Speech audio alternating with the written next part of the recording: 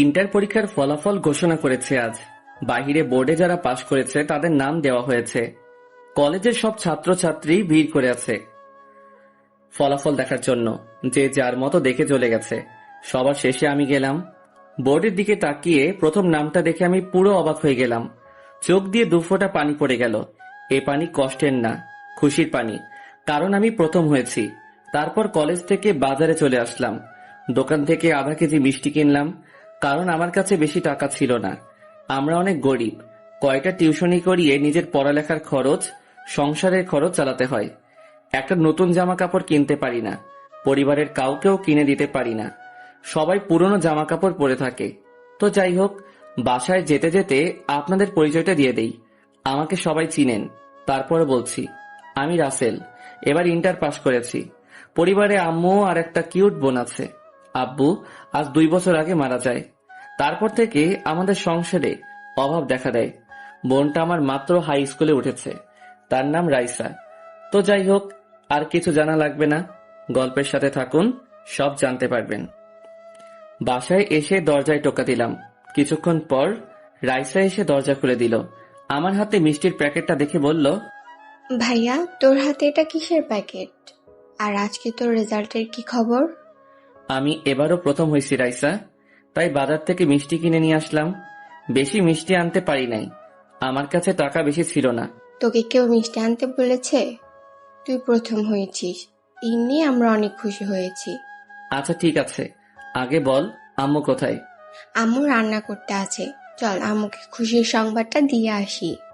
ঠিক আছে চল। আম্মুর কাছে গিয়ে খুশির সংবাদটা দিলাম। আম্মু খুশিতে কান্না করে দিল। আর যদি তোর আব্বু বেঁচে থাকতো তাহলে অনেক খুশি হতো। আম্মু কান্না করো না, তোমার কান্না আমি সহ্য করতে পারি না। এই খুশির দিনে কেউ কাঁদে? আম্মুর চোখের পানি মুছে দিলাম। তারপর 3 জনে মিলে মিষ্টি খেলাম। রাতে শুয়ে শুয়ে ভাবছি, ইন্টার তো পাশ করেছি, কমার্সে ভর্তি হব কেমন করে? হাতে তো একটা টাকাও নেই। হঠাৎ আমার হাতের মোবাইলে একটা মেসেজ আসলো।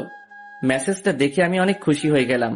আবার চিন্তাতে পড়ে গেলাম, কারণ আমি কিছুদিন আগে একটা পত্রিকায় দেখলাম সেনাবাহিনীতে লোক নিয়োগ বিজ্ঞপ্তি।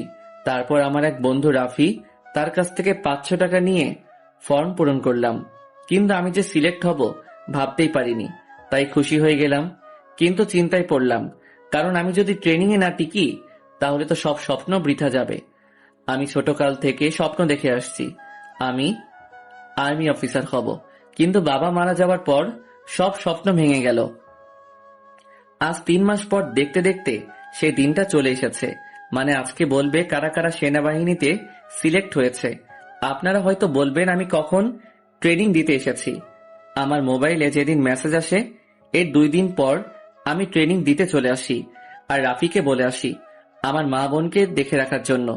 এখানে আসার সময় মোবাইলটা গাড়িতে রেখে এসেছি, কারণ এখানে নাকি ট্রেনিং এর সময় মোবাইল চালাতে পারবে না। ক্যাম্পে ইন্টারনেট থেকে 2 মিনিট কথা বলতে দিত, তাও 3-4 দিন পর একদিন। ওই 2 মিনিট কথা বলে রেখে দিলাম। তো যাই হোক, আমরা ট্রেনিং দিচ্ছি 250 জন। এখান থেকে লোক নিবে 7 জন। সবাইকে একটা জায়গায় দাঁড়াতে বলল। সবাই একটা জায়গায় দাঁড়িয়ে গেল। আমি দাঁড়িয়ে দাঁড়িয়ে আল্লাহকে স্মরণ করতে লাগলাম। আল্লাহ, তুমি আমার উপর রহম করো, আমার যেন সিলেক্ট হয়ে পরিবারের মুখে হাসি ফোটাতে পারি। এখানে সেনাবাহিনীর প্রধান এবং আরো বড় বড় কর্মকর্তা উপস্থিত আছেন।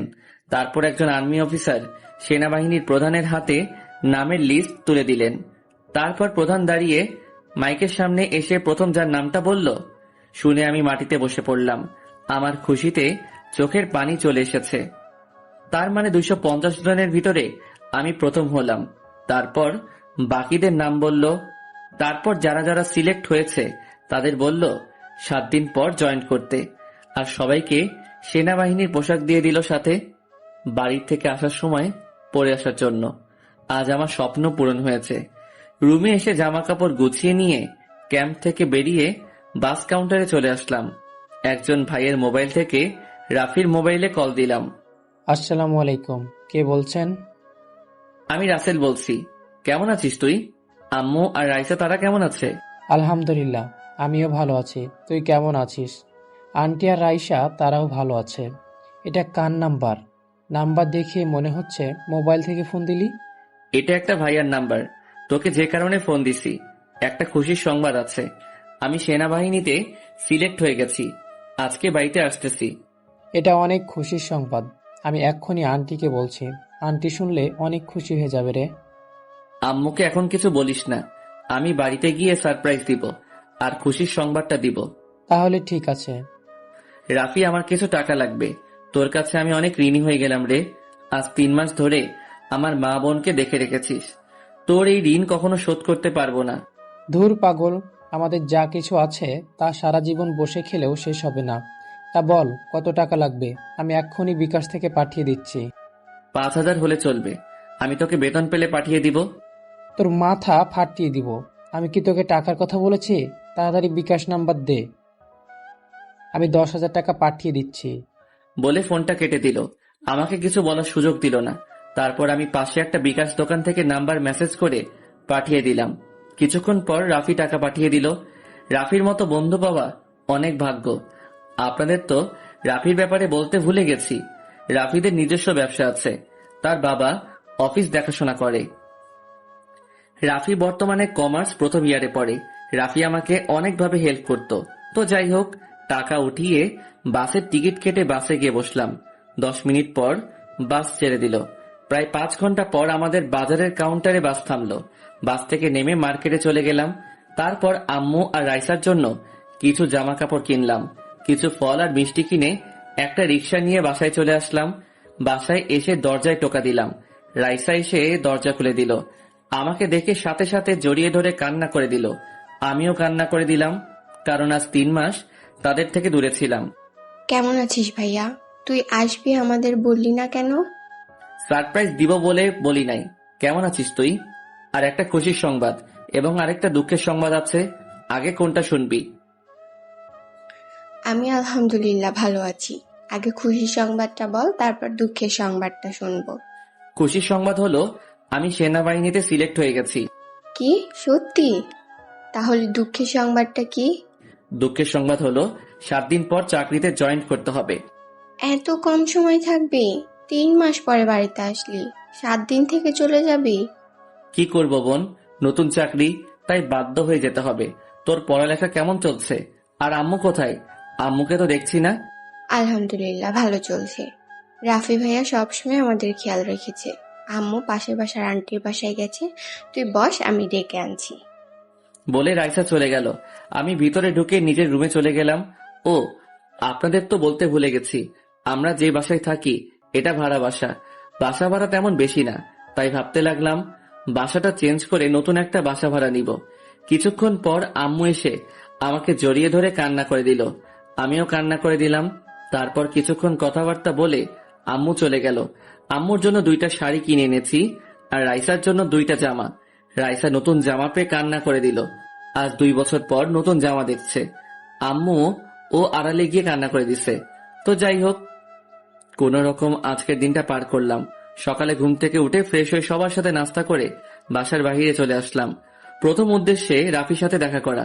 তারপর রাফিকে নিয়ে একটা বাসা খুঁজবো। রাফিদের বাসা বেশি দূরে না, তাই হেঁটে যাচ্ছি। রাতে অনেক বৃষ্টি হয়েছে, তাই রাস্তার জায়গায় জায়গায় পানি জমে আছে। হঠাৎ একটা গাড়ি অনেক গতিতে আমার পাশ দিয়ে গেল, কিন্তু রাস্তায় জমে থাকা পানির উপর দিয়ে যাওয়ার কারণে আমার গায়ে সব পানি এসে পড়ে। মেজাজটা গরম হয়ে গেল, পুরো শরীর ভিজে গেছে। রাস্তার পাশ থেকে একটা ইটের টুকরো নিয়ে গাড়ির পিছনে মারলাম। সাথে সাথে গাড়ির পিছনের গ্লাসটা ভেঙে গেল। গাড়িটা সাথে সাথে দাঁড়িয়ে গেল। আমি আমার জায়গায় দাঁড়িয়ে রইলাম। হঠাৎ গাড়িটার থেকে একটা মেয়ে বের হলো। মেয়েটার দিকে তাকিয়ে আমি তো চোখ সরাতে পারছি না। এটা তো কোনো মেয়ে না, যেন একটা পরী। মেয়েটার চেহারা দেখে বোঝা যাচ্ছে অনেক রেগে আমার দিকে আসছে। আমার সামনে এসে দাঁড়িয়ে মেয়েটা বলল, কুত্তার বাচ্চা, তোর তো সাহস কম না? তুই আমার গাড়ির গ্লাস ভেঙে দিলি? তুই আমাকে চিনিস? প্রথম কথা হলো আমার মা বাবাকে নিয়ে গালিগালাজ করেছেন। দ্বিতীয় কথা হলো আপনি রাস্তা দিয়ে গাড়ি অনেক গতিতে চালিয়ে রাস্তার সব পানি আমার গায়ে এসে পড়ে, তাই বাধ্য হয়ে ঢিল মেরে গ্লাস ভেঙে দিছি। আর আপনি কে তা আমার জানার দরকার নেই। তুই আরমান শিকদারের মেয়ের গাড়ির গ্লাস ভাঙলি? তুই অনেক বড় একটা ভুল করলি। তোকে আমি দেখে নিব, কথাটা মনে রাখিস। এই মিস, আমার একটা ছবি তুলে রাখেন, যদি আবার ভুলে যান। আর আরমান শিকদারের নাম শুনেছি, উনি অনেক ভালো মানুষ, কিন্তু তার ঘরে এত অহংকারী মেয়ে হলো কেন? দেখতে তো মাশাআল্লাহ, কিন্তু কথাবার্তায় একটু রসকস নেই। এই মারিয়া শিকদারকে এখনো চিনতে পারিস নাই। আমি এর প্রতিশোধ নিব, ভয়ঙ্কর প্রতিশোধ। তার মানে নায়িকার নাম মারিয়া, নামটা যেমন সুন্দর চেহারাও, কিন্তু কথাবার্তা এমন কেন? বড় লোকের মেয়ে তো, তাই একটু অহংকার বেশি। ওর বিষয়ে মাথা না ঘামালেও চলবে। আমি আর দাঁড়িয়ে না থেকে বাসায় চলে আসলাম, কারণ জামা পুরো নষ্ট হয়ে গেছে। দেখতে দেখতে 6 দিন চলে গেল। এর ভিতরে একটা নতুন বাসা ভাড়া নিয়েছি। বাসাটা রাফি নিয়ে দিছে। কালকে সকালে বাসা থেকে বেরিয়ে যাব। রাতে সবকিছু গুছিয়ে রেখেছি। এখন আমি বাস কাউন্টারে। আম্মু আর রাইসা অনেক কান্নাকাটি করছে, তাদের বুঝিয়ে বের হয়ে আসলাম। রাফি আমার সাথে এসেছে, রাফিও কান্না করে দিছে। বাসে উঠে প্রায় 5 ঘন্টা পর ক্যাম্পের সামনে এসে বাস থামলো। আসার সময় সেনাবাহিনীর পোশাক পরে এসেছি। তারপর ক্যাম্পে ভিতরে চলে গেলাম। ভিতরে যাওয়ার পরে আমাকে একটা রুম দেওয়া হলো। রুমের ভিতরে ঢুকে দেখি সবকিছু রুমের ভিতরে আছে। ওয়াশরুমে ঢুকে ফ্রেশ হয়ে কিছুক্ষণ রেস্ট নিলাম। দেখতে দেখতে 3 বছর চলে গেল। আজকে নির্বাচন চলছে, আমরা ট্রলে আছি। আমরা 50 জন নোয়াখালীতে পড়ছি, সবাই গাড়ি নিয়ে ট্রল দিচ্ছি। হঠাৎ একটা কেন্দ্রে দেখি অনেক মানুষ জড়ো হয়ে আছে। আমরা গাড়িতে ছিলাম 10 জন। সবাই নেমে পড়ল। ভিতরে ঢুকে দেখি একজন এমপি এবং তার দলবল নিয়ে ভোট কেন্দ্রের ভিতরে ঢুকে ভোট সব এমপি কে মারতেছে। এমপি কোন দলে সেটা বলবো না, কারণ সমস্যা আছে। আমার সাথে সবাই দাঁড়িয়ে দাঁড়িয়ে দেখছে। তখন আমি বললাম, কি ব্যাপার, আপনারা সবাই দাঁড়িয়ে আছেন কেন? কিছু একটা করেন। তুমি দেখছো না, ও হচ্ছে এমপি। যদি আমরা কিছু করতে যাই তাহলে আমাদের চাকরি থাকবে না। তাই বলে তোমরা সবাই দাঁড়িয়ে দাঁড়িয়ে দেখবে? আমাদের গায়ে এই পোশাক কেন? জনগণের পাশে সবসময় থাকার জন্য, দেশের মানুষকে নিরাপদে রাখার জন্য, তাদের বিপদে আপদে এগিয়ে আসার জন্য। এই পোশাক গায়ে দিয়ে কি শপথ করেছো? সবকিছু ভুলে গেছো? বাহ বাহ, তোমাদের মুখে এই কথা মানায় না। আরে, তোমরা চাকরির ভয়ে কিছু করছো না। তোমরা কি জানো এই জনগণের টাকা দিয়ে তোমাদের সংসার চলে? আমি কাদের বোঝাচ্ছি? ঠিক আছে, আমি যাচ্ছি। আমি গিয়ে এমপির কলার চেপে ধরলাম। এমপি আমাকে তার কলার ধরছি তাই দেখে বলল, তোর সাহস তো কম নয়। তুই জানিস কার কলার ধরেছিস? জানি। একটা ভোট চোর এমপির কলার ধরেছি। তোর সাহস কি করে হয় কেন্দ্রে ঢুকে ভোট চুরি করার? তুই জীবনের ভুল করেছিস। আমি যদি একটা ফোন দিই তাহলে তোকে চাকরি হারাতে হবে। আরে তুই কাকে চাকরির ভয় দেখাস? চাকরি চলে গেলে যাক, তবুও আমি অন্যায় প্রতিবাদ করব। হঠাৎ করে আর্মি অফিসার কেন্দ্রের ভিতরে ঢুকে রাখে আমি এমপির কলার ধরে আছি, আর মিডিয়া সবকিছু ভিডিও করছে। অফিসার আমাকে বলল, তুমি ওনার কলার ধরে আছো কেন? কি করেছে উনি? স্যার, এই এমপি কেন্দ্রে ঢুকে তার দলবল নিয়ে ভোট চুরি করছে, তাই ওনার কলার চেপে ধরছি। আমাকে উনি চাকরির ভয় দেখায়। তাহলে এখনো দাঁড়িয়ে আছো কেন? এখনই ওকে গাড়িতে তোলো, দেখি ওর কোন বাবা এসে তাকে উদ্ধার করে। অফিসারের কথা শুনে বাকিরা এমপিকে ধরে নিয়ে গাড়িতে তুলল। হঠাৎ কিছু সাংবাদিক আমার সামনে চলে আসলো। একজন সাংবাদিক বলল, স্যার, আপনি একজন সাধারণ সেনাবাহিনী হয়ে এত সাহস কোথা থেকে আসলো? আমি একটা কথা বলি, সব দেশের মানুষ যখন তাদের দেশের পতাকাকে সম্মান করে, তেমন আমিও দেশের পতাকা ও গায়ের এই পোশাককে সম্মান করি। দেশের মানুষের জন্য কাজ করে যাব। যেখানে অন্যায় সেখানে আমি প্রতিবাদ করব। আশা করি আমার কথা বুঝতে পারছেন। আর কিছু না বলে গাড়িতে গিয়ে বসলাম। তারপর সবাই ক্যাম্পে চলে আসলাম। মানে নোয়াখালী আমরা যে জায়গায় ক্যাম্প করেছি সেখানে। ওই দিন ওই কেন্দ্রে বন্ধ করে দিছে, ওখানে পরে তারিখ দিবে, তারপর ভোট হবে। পরের দিন আমরা সবাই নিজেদের ক্যাম্পে চলে আসলাম। রুমে আসার পর হঠাৎ অফিসার আমার রুমে আসলো। সাথে সাথে আমি স্যালুট দিয়ে সোজা হয়ে দাঁড়িয়ে গেলাম। তারপর অফিসার বলল, রাসেল, তোমার সাহস দেখে আমাদের প্রধান অনেক খুশি হয়েছে, তাই তোমাকে বিকাল 5টায় দেখা করতে বলেছে তার অফিসে। Okay sir. অফিসার আমার রুম থেকে বেরিয়ে গেল। আমি মনে মনে বললাম, হঠাৎ প্রধান আমাকে কেন ডাকলো? মনে হয় ধন্যবাদ দেওয়ার জন্য। যাই হোক, সেটা পরে দেখা যাবে। বিকালে আমি এখন প্রধানের অফিসের সামনে দাঁড়িয়ে আছি। ভিতরে ঢুকতে কেমন যেন ভয় করছে। আরে, আমি ভয় পাবো কেন? আমি তো একজন আর্মি, আমাদের ভয় পেলে চলবে না। তারপর সাহস করে অফিসের ভিতরে ঢুকে গেলাম। ভিতরে ঢোকার আগে আমার সাথে থাকা গান সিকিউরিটি রেখে দিল। তারপর ভিতরে ঢুকে স্যালুট দিয়ে সালাম দিলাম। আরে রাসেল, তুমি? তোমার সাহস দেখে আমি মুগ্ধ হয়েছি। আমি এরকম সাহসী লোক খুঁজছি, তাই তোমাকে একটা খুশির সংবাদ দিতে চাই। স্যার, খুশির সংবাদ মানে? তোমার এই সাহসিকতা দেখে আমি তোমাকে আর্মি অফিসার বানিয়ে দিলাম। সাথে তোমাকে একটা ফ্ল্যাট ও একটা গাড়ি দেওয়া হয়েছে। কিন্তু স্যার, আর্মি অফিসার হতে গেলে তো আমাকে ট্রেনিং দিতে হবে। আমি জানি, কিন্তু তোমার কোনো ট্রেনিং লাগবে না। আমার তোমার প্রতি বিশ্বাস আছে, তুমি দেশকে এগিয়ে নিতে পারবে। স্যার, আপনি সত্যি বলছেন? আমার তো বিশ্বাস হচ্ছে না। মাত্র চাকরির বয়স 3 বছর হয়েছে, হঠাৎ এমনটা খুশির সংবাদ পাবো কখনো ভাবতে পারিনি। খুশি হলে চলবে না, এমন সাহসিকতা ধরে রাখতে হবে। আর এখন থেকে তুমি এই জায়গায় ডিউটি করতে হবে। তোমার ক্যাম্পের পাশে নতুন বাসা। তোমাকে 1 মাস ছুটি দেওয়া হয়েছে। এই কাজে সহজে কাউকে ছুটি দেওয়া হয় না, কিন্তু আমি তোমাকে দিলাম। বাইরে তোমার জন্য গাড়ি রাখা আছে। সবকিছু গুছিয়ে বাসায় গিয়ে তোমার পরিবারকে নতুন বাসায় নিয়ে চলে এসো। ধন্যবাদ স্যার, আমার জন্য দোয়া করবেন। আমি যেন সারা জীবন এভাবে কাজ করে যেতে পারি। আমার দোয়া সবসময় তোমার সাথেই আছে। আর আমার নামও নিয়ে যাও। যদি কোনো সমস্যা বা লোকের প্রয়োজন হয় তাহলে আমাকে একটা ফোন দিও, কেমন? আর তোমাকে 2 লক্ষ টাকা পুরস্কার দেওয়া হয়েছে। আর হ্যাঁ, এই গানটা রাখো। আর্মি অফিসার এটা সবসময় সাথে রাখে, বুঝলে মাইসান? ঠিক আছে স্যার। তারপর স্যারের নাম্বার, টাকা, গাড়ির চাবি আর গানটা পকেটে নিয়ে অফিস থেকে বেরিয়ে আসলাম। আর এখন আমার যে জায়গায় ডিউটি করতে হবে সেটা আমার বাসা থেকে কাছেই। রুমে এসে সবকিছু গুছিয়ে ক্যাম্প থেকে বেরিয়ে গাড়ি নিয়ে বাসায় যেতে লাগলাম। প্রায় 4 ঘন্টা পর নিজের ঠিকানায় চলে আসলাম। বাসায় যেতে এখনো 20 মিনিট লাগবে। কাউকে জানাই নাই আমি যে বাসায় আসতেছি। হঠাৎ রাস্তার পাশে একটা মেয়েকে দেখে আমি পুরো অবাক হয়ে গেলাম। এ আর কেউ নয়, এ হচ্ছে মেয়েটাকে পরবর্তী পর্বে জানতে পারবেন। যদি ভালোবাসাকে মৌচাক ধরি তাহলে বিশ্বাস হলো মৌমাছি, কেননা উভয়ের বিশ্বাসের মাধ্যমেই ভালোবাসার অমৃত মধু পাওয়া যায়। একজন প্রকৃত প্রেমিক শত শত মেয়েকে ভালোবাসে না, বরং সে একটি মেয়েকেই শত উপায়ে। হঠাৎ রাস্তার পাশে একটা মেয়েকে দেখে আমি পুরো অবাক হয়ে গেলাম। এ আর কেউ নয়, এ হচ্ছে ওই মেয়েটা যে 3 বছর আগে আমার সাথে খারাপ ব্যবহার করেছে, মারিয়া শিকদার। মারিয়াকে দেখে একটা রিকশা চালকের সাথে তর্ক বিতর্ক করছে। হঠাৎ মারিয়া রিকশা চালকের গালে একটা থাপ্পড় মেরে দিল। রাস্তার সব মানুষ জড়ো হয়ে গেছে। আমি গাড়ি পার্কিং করে ওখানে গেলাম। ভিতরে ঢুকে দেখি মারিয়া রিকশা চালককে নানান ভাষায় গালিগালাজ করছে। আমার মেজাজ খারাপ হয়ে গেল। সবাই শুধু তামাশা দেখতেছে, কেউ কিছু বলার সাহস পায় না, কারণ একজন বিজনেসম্যানের মেয়ে মারি। আমি মারিয়ার সামনে গিয়ে ঠাস করে 2 গালে 2টা থাপ্পড় মেরে দিলাম। সবাই আমার দিকে অবাক চোখে তাকিয়ে আছে। হয়তো ভাবছে ছেলেটার এত বড় সাহস। আরমান শিকদারের মেয়ের গায়ে হাত তুলেছি। মারিয়া গালে হাত দিয়ে বলল, তোর এত বড় সাহস, তুই আমার গায়ে হাত তুলছিস? তোকে আমি অনেক জায়গায় খুঁজেছি, কিন্তু কোথাও পাইনি।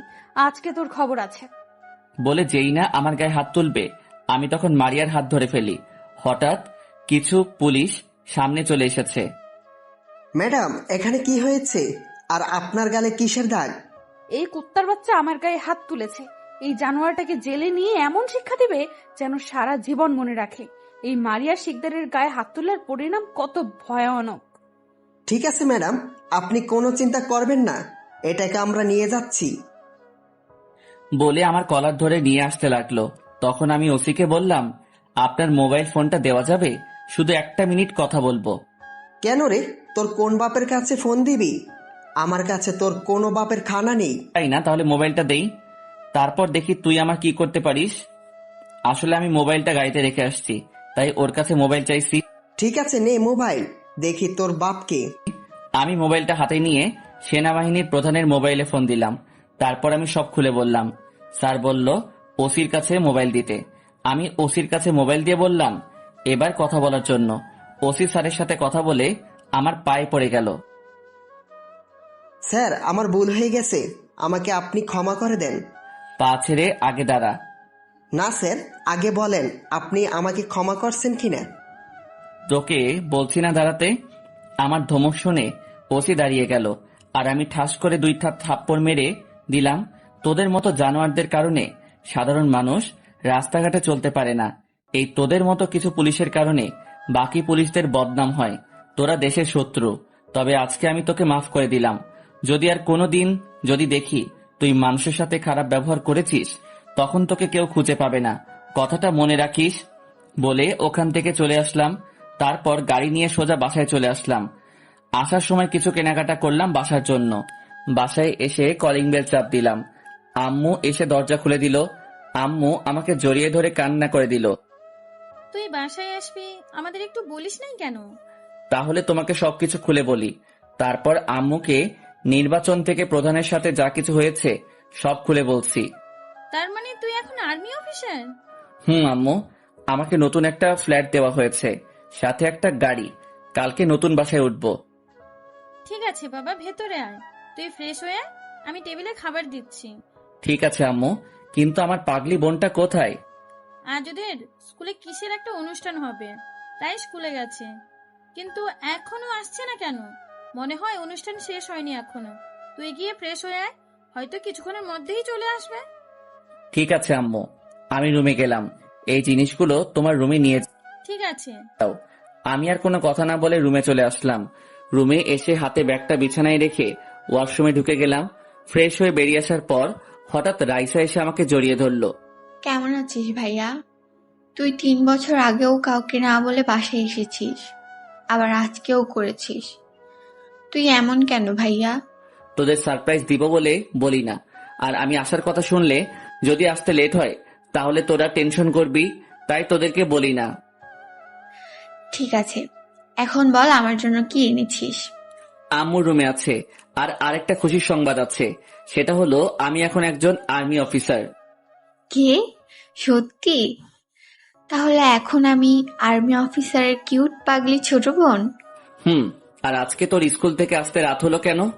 আজকে স্কুলে একটা অনুষ্ঠান হয়েছে, শেষ হতে হতে রাত হয়ে গেছে, তাই আসতে লেট হয়ে গেছে। ও, তাহলে যা, ফ্রেশ হয়ে আয়, একসাথে খাবার খাবো। ঠিক আছে ভাইয়া।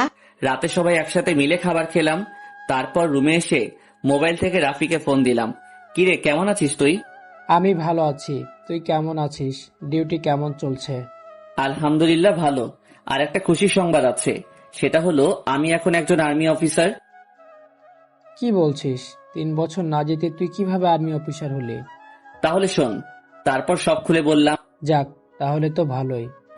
আরো কিছুক্ষণ কথা বলে কেটে দিলাম ফোন। কিছুক্ষণ মোবাইলটা টিপে ঘুমিয়ে গেলাম। সকালে ঘুম থেকে উঠে নাস্তা করে বাসা সবকিছু গুছিয়ে একটা গাড়িতে করে সব নিয়ে নতুন বাসায় যাচ্ছি। রাইসা, আম্মু, আমি নিজের গাড়িতে করে যাচ্ছি। কিছুক্ষণ পর নতুন বাসায় এসে পৌঁছে গেলাম। গাড়ি থেকে নামার পর সিকিউরিটি এসে দরজা খুলে দিল, আর জিনিসপত্রগুলো গাড়ি থেকে নামিয়ে ভিতরে নিয়ে গেল। বাসার ভিতরে ঢুকে দেখি অনেকটা সুন্দর বাসা। আম্মু এবং রাইসার অনেক পছন্দ হয়েছে বাসা। সিকিউরিটি বাসার ভিতরে সব গুছিয়ে দিয়ে গেছে। তারপর আমি একজন সিকিউরিটির হাতে টাকা দিয়ে বললাম আমাদের জন্য রেস্টুরেন্ট থেকে খাবার নিয়ে আসতে। কিছুক্ষণ পর সিকিউরিটি এসে খাবার দিয়ে গেল। বাহিরে তারা 5-6 জনের মতো আছে, তাদেরও খাবার দিলাম। বাকি খাবারগুলো আমরা খেলাম। এই বাসা থেকে আমার ক্যাম্প আর রাইসার স্কুল কাছে আছে। তো রাতের খাবার খেয়ে রুমে এসে কিছুক্ষণ মোবাইল টিপে ঘুমিয়ে গেলাম। পরের দিন বিকালে আমি, আম্মু আর রাইসা গাড়ি নিয়ে ঘুরতে বের হলাম। অনেক জায়গায় ঘুরেছি। একটা পার্কের সামনে এসে গাড়ি পার্কিং করে ভিতরে ঢুকলাম। পার্কটার ভিতরে অনেক সুন্দর। 3 জনে ঘুরে ঘুরে দেখতে লাগলাম। হঠাৎ একটা জায়গায় চোখ পড়লো। মারিয়া শিকদারের মতো একটা মেয়েকে দেখা যাচ্ছে, কয়েকটা মেয়ের সাথে বসে আড্ডা দিচ্ছে। আর একটা কথা, এই পার্কে বড়লোক ছাড়া কেউ ঢুকতে পারে না। আমি আমার কার্ড দেখাইছি সিকিউরিটি গার্ডকে, তারপর আমাদের ঢুকতে দিছে। আম্মু, তুমি আর রাইসা চারপাশটা একটু ঘুরে দেখো, আমি কিছুক্ষণের মধ্যে আসছি। ভাইয়া তুই কোথায় যাবি? আমি যাব আর আসবো, তুই আম্মুকে নিয়ে এখানে থাক। আমি সোজা গিয়ে মারিয়ার পাশে গিয়ে বসলাম। মারিয়া আমাকে দেখে হয়তো অবাক হচ্ছে। আমাকে জেলে নেওয়ার পরেও তার সামনে আসছি এবং তার সাথে বসছি। মারিয়া চোখ গরম করে বলল, তোর সাহস তো কম নয়, তুই আমার পাশে এসে বসলি। তোর কি শিক্ষা হয়নি জেলে গিয়ে, নাকি আবার পাঠাতে হবে? আর সব থেকে বড় কথা হলো, তুই এই পার্কে কিভাবে ঢুকলি? এখানে তো বড় লোক ছাড়া কেউ ঢুকতে পারে না। কেন শুধু বড় লোকেরা ঢুকতে পারবে, আমি পারবো না? আর কি যেন বলছিলে? পুলিশ আমাকে জেলে নেওয়ার পর আমার শিক্ষা হয়নি? আরে তোর পুলিশ আমার কিছুই করতে পারে নাই। তুই কে রে যে পুলিশ তোকে কিছু করতে পারবে না? তুই মনে হয় অনেক বড় মাস্তান, তাই তোকে ভয় পাই বুঝি। তোমার যেটা মনে হয়। আচ্ছা, তোমার এত কিসের অহংকার? বাবার টাকা পয়সা গাড়ি বাড়ি আছে তাই তোমার মনে কি একটু ভালোবাসা নেই? মানুষের সাথে ভালো ব্যবহার করতে পারো না? না, আমি পারি না। আমি গরিবদের ঘৃণা করি, তাদের শরীর থেকে গন্ধ আসে। গরিবরা কি মানুষ না? আজ তাদের কারণে এত বড় বাড়িতে থাকতে পারছো, তাদের কারণে দামি গাড়ি নিয়ে চলতে পারো, তাদের কারণে দামি রেস্টুরেন্টে খাবার খেতে পারো, তারপরেও তুমি তাদের ঘৃণা করো। একবার মন থেকে ভালোবাসা দিয়ে কথা বলো, দেখবে তোমার মতো সুখী কেউ হবে না। কথাটা মনে রেখো। কথাগুলো বলে সেখান থেকে চলে আসলাম। মারিয়া কিছু বলল না, শুধু আমার কথাগুলো মন দিয়ে শুনেছে। আম্মু আর রাইসার কাছে আসার পর, কে রে, এতক্ষণ কোথায় ছিলি? একটা কাজ ছিল হাতে, সেটা শেষ করে আসলাম। চলো আর একটু ঘুরে তারপর বাসায় চলে যাব। আর একটু ঘুরে পার্ক থেকে বেরিয়ে এসে গাড়ি নিয়ে একটা রেস্টুরেন্টে গেলাম। রেস্টুরেন্ট থেকে খাবার খেয়ে বাসায় চলে আসলাম। আস্তে আস্তে রাত 10টা বেজে গেছে। বাসায় এসে যে যার রুমে চলে গেলাম। দেখতে দেখতে 10 দিন চলে গেছে। এর মাঝে আর মারিয়ার সাথে দেখা হয়নি। রাতে রাফির সাথে আড্ডা দিয়ে গাড়ি নিয়ে বাসায় আসার সময় হঠাৎ কোনো মেয়ের চিৎকার শুনতে পেলাম। আমি গাড়ি একপাশে দাঁড় করিয়ে গাড়ি থেকে নেমে চারপাশে তাকাতে লাগলাম। হঠাৎ কে যেন আমার মাথায় একটা লাঠি দিয়ে বাড়ি মারলো। আমি সাথে সাথে মাটিতে শুয়ে গেলাম। কিছুক্ষণ পর দেখি একটা মেয়ে হাসতে হাসতে আমার সামনে আসলো। আমি ভালো করে তাকিয়ে দেখি এ আর কেউ নয়, মারিয়া। কিন্তু ও আমার মাথায় আঘাত করলো কেন? কি অবাক হচ্ছিস? ওই দিন আমাকে সবার সামনে গায়ে হাত তুলেছিস। পার্কে গিয়ে আমাকে ভালোবাসা শিখাইতে গেছিলি। আমি শুনছি পুলিশ তোর কিছুই করতে পারে নাই। কি জন্য পারে নাই সেটা আমাকে বলে নাই, কিন্তু আজকে তোকে বুঝিয়ে দিব মারিয়া শিকদার কি জিনিস। তারপর তার সাথে কিছু ছেলে ছিল, সবগুলোকে বলল আমাকে মারার জন্য। আমি তাদের কিছুই করতে পারি নাই, কারণ আমার মাথায় অনেক জোরে বাড়ি মারার কারণে অনেক ব্যথা পেয়েছি। তা না হলে ওদের মতো 10-12টা আমার কিছুই করতে পারবে না। তারা আমাকে মারা বন্ধ করে দিল, কারণ আমি তাদের মাইরে জ্ঞান হারিয়ে ফেলেছি। তখন আর কিছুই মনে নেই। যখন আমি চোখ খুললাম তখন দেখি আমি হাসপাতালের কেবিনে। আমার পাশে বসে আছে রাইসা আর আম্মু। আমাকে চোখ খুলতে দেখে আম্মু বলল, কে রে বাবা, তোর জ্ঞান ফিরেছে? আজ 3 দিন পর তোর জ্ঞান ফিরেছে। ডাক্তার তো আশাই ছেড়ে দিয়েছে, কিন্তু আল্লাহ তোকে বাঁচিয়ে রেখেছে। সরি। কে রে বাবা, তোর জ্ঞান ফিরেছে? আজ 3 দিন পর তোর জ্ঞান ফিরেছে। ডাক্তার তো আশাই ছেড়ে দিয়েছে, কিন্তু আল্লাহ তোকে বাঁচিয়ে দিয়েছে। ভাইয়া, তোর এই অবস্থা কি করে হলো? আমার অনেক কষ্ট হয়েছে। যখন ডাক্তার তোর বেঁচে থাকার আশা ছেড়ে দিয়েছে, আমি আল্লাহর কাছে প্রার্থনা করে বলেছি আমার ভাইয়াকে ফিরিয়ে দাও। আল্লাহ আমার মোনাজাত কবুল করেছে। আম্মু আর রাইসার চেহারার দিকে তাকিয়ে দেখি কেমন শুকিয়ে গেছে। মনে হয় খাওয়া দাওয়া ঠিকভাবে করে নাই। আচ্ছা, আমাকে হাসপাতালে আনছে কে? আমি তোকে রাস্তা থেকে তুলে হাসপাতালে নিয়ে এসে ভর্তি করিয়ে দিয়েছি। আমি তো রাস্তায় পড়েছিলাম, তুই ওখানে কিভাবে গেলি? আসলে গতকাল রাতে ভুল করে তোর গাড়ির ভিতরে আমার মোবাইলটা রেখে বাসায় চলে গেছি। হঠাৎ মোবাইলের কথা মনে হলো, কিন্তু কোথাও পাচ্ছি না। তাই আব্বুর মোবাইল থেকে আমার মোবাইলে ফোন দিলাম, কিন্তু তুই ফোন ধরলি না। তাই বাসা থেকে গাড়ি নিয়ে বেরিয়ে আসি তোর বাসার উদ্দেশ্যে। হঠাৎ রাস্তার পাশে তোর গাড়ি দেখে দাঁড়িয়ে যাই। তোর গাড়ির কাছে গিয়ে দেখি তুই রাস্তায় পড়ে আছিস। তোর পুরো শরীরে রক্ত ভরা ছিল। ডাক্তার তো আশা ছেড়েই দিয়েছিল। ও আচ্ছা রাফি, বাইরে থেকে খাবার নিয়ে আয়। আমি জানি আমার টেনশনে আম্মু আর রাইসা ঠিকভাবে খাওয়া দাওয়া করে নাই। ঠিক আছে, আমি এখনই নিয়ে আসছি। রাফি খাবার আনতে চলে গেল।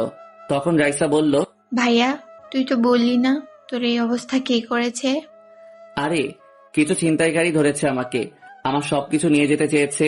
আমি একটু জোরাজোরি করছি, তারপর ওরা আমাকে পিটিয়ে চলে গেল। সত্যটা বললাম না, কারণ আমি মারিয়াকে দেখে নিব। কিছুক্ষণ পর রাফি খাবার নিয়ে আসলো। আম্মু নিজের হাতে আমাকে খাইয়ে দিতে লাগলো। তারপর সবাই খাওয়া দাওয়া করার পর রাফি বলল, আন্টি চলেন, আপনাকে আর রাইসাকে বাসায় দিয়ে আসি। আমি এসে রাসেলের পাশে থাকবো। 3 দিন ঠিকমতো খাওয়া দাওয়া ঘুম কিছুই যাননি। না, আমি ভাইয়াকে ছেড়ে বাসায় যাব না। তারপর আমি বুঝাই শুনাই বাসায় পাঠিয়ে দিলাম।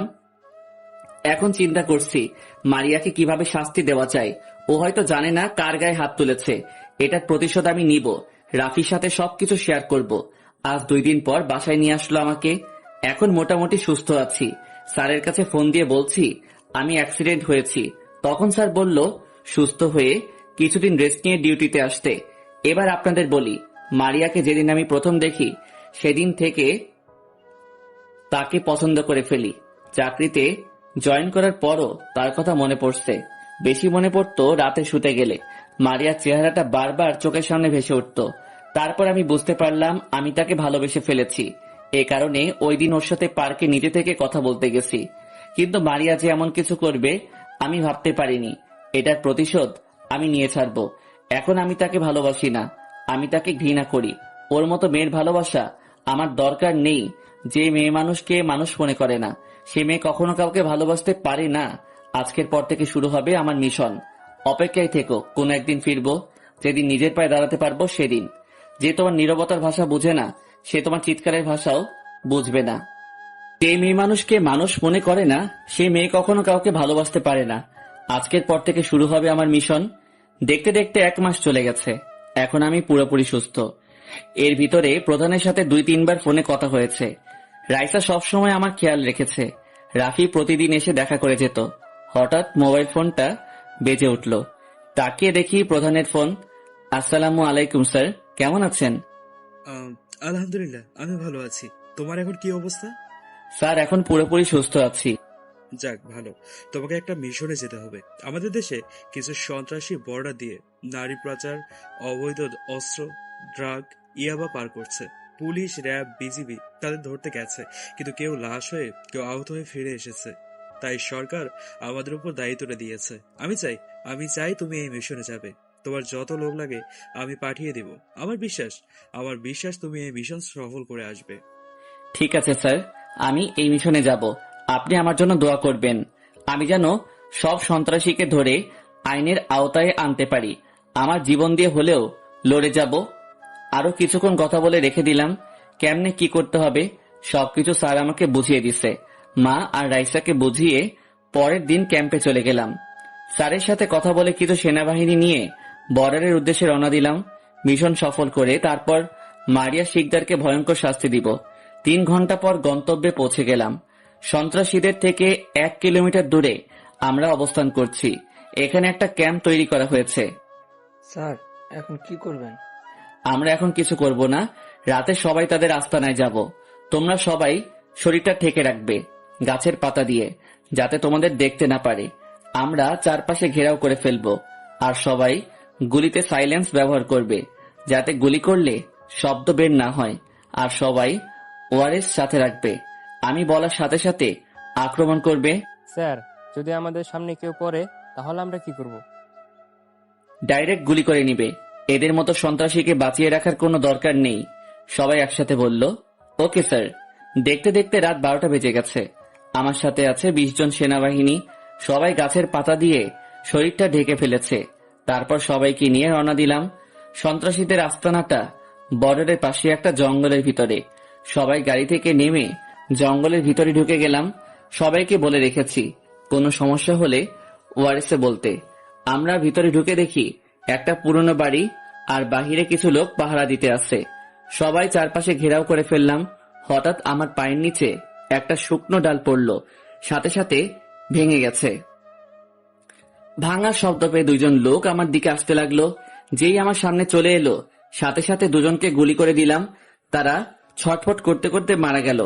তারপর বাড়ির বাহিরে যারা ছিল তাদের মেরে সবাই একসাথে ভিতরে ঢুকে গেলাম। ভিতরে ঢুকে তো পুরো অবাক হয়ে গেলাম। দেখি অস্ত্র, ইয়াবা, ড্রাগস সব প্যাকেট করছে সন্ত্রাসীরা। তারপর সবাই গুলি করতে লাগলাম।